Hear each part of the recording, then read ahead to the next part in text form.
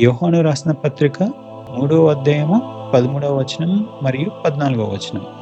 ఇక్కడ మరియు పరలోకం నుండి దిగివచ్చిన వాడే అనగా పరలోకంలో ఉండు మనుష్య కుమారుడే తప్ప పరలోకమునకు ఎక్కిపోయిన వాడెవ్వడునూ లేడు.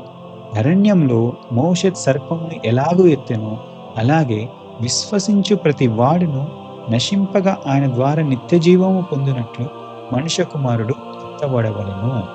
ఈ మాటలు యేసుక్రీస్తు యొక్క ప్రత్యేకమైన వ్యక్తిత్వాన్ని మరియు ఆయన యొక్క రక్షణ ప్రణాళికను చాలా శక్తివంతంగా తెలియజేస్తున్నాయి. నికోదెముతో యేసు మాట్లాడుతున్న మాటలను ఒకసారి విశ్లేషిస్తే, పరలోకం నుండి దిగి వచ్చిన వాడే అనగా పరలోకంలో ఉండు మనుష్య కుమారుడే తప్ప పరలోకమునకు ఎక్కిపోయిన వాడెవ్వడునూ లేడు అనే ఈ భాగం యేసు యొక్క ప్రత్యేకమైన మూలాన్ని స్పష్టం చేస్తుంది. ఆయన సాధారణ మానవుడు కాదు, ఆయన పరలోకం నుండి దిగి వచ్చినవాడు, అంటే దేవుని నుండి వచ్చినవాడు. మరెవ్వరును పరలోకమునకు ఎక్కిపోలేదు అని చెప్పడం ద్వారా యేసు తనకున్న ప్రత్యేకమైన స్థితిని నొక్కి చెబుతున్నాడు. మనం ఒకసారి చూసినట్లయితే పాత నిబంధనలో హానోకు మరియు హేలియా వంటి వ్యక్తులు నేరుగా పరలోకానికి కొనిపోబడినప్పటికీ యేసు ఇక్కడ మాట్లాడుతున్నది ఆయన యొక్క స్వంత మరియు సహజమైన హక్కు గురించి. ఆయన పరలోకం నుండి వచ్చాడు కాబట్టి పరలోకం ఆయనకు సహజమైన నివాస స్థలం. ఇతరులు దేవుని కృప ద్వారా పరలోకానికి వెళ్ళగలరు, కానీ యేసు స్వయంగా పరలోకం నుండి వచ్చాడు.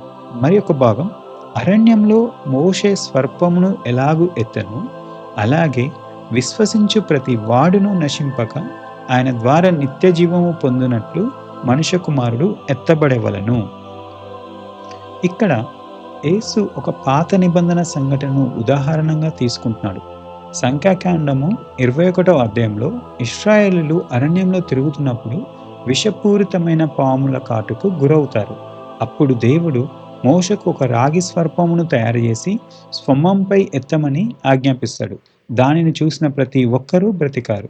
యేసు తనను తాను ఆ రాగి సర్పంతో పోల్చుకుంటున్నాడు. మనుష్య కుమారుడు కూడా ఎత్తబడవలెను అని చెప్పడం ద్వారా ఆయన తన రాబోయే శిలువ మరణాన్ని సూచిస్తున్నాడు. ఆయన కూడా ఒక స్తంభంపై, అంటే శిలువపై ఎత్తబడవలెను అనే దైవిక ప్రణాళికను సూచిస్తుంది. ఇది తప్పక జరగాల్సిన విషయం. యేసు యొక్క మరణము అనుకోకుండా జరగలేదు, అది దేవుని యొక్క ముందస్తు సంకల్పం.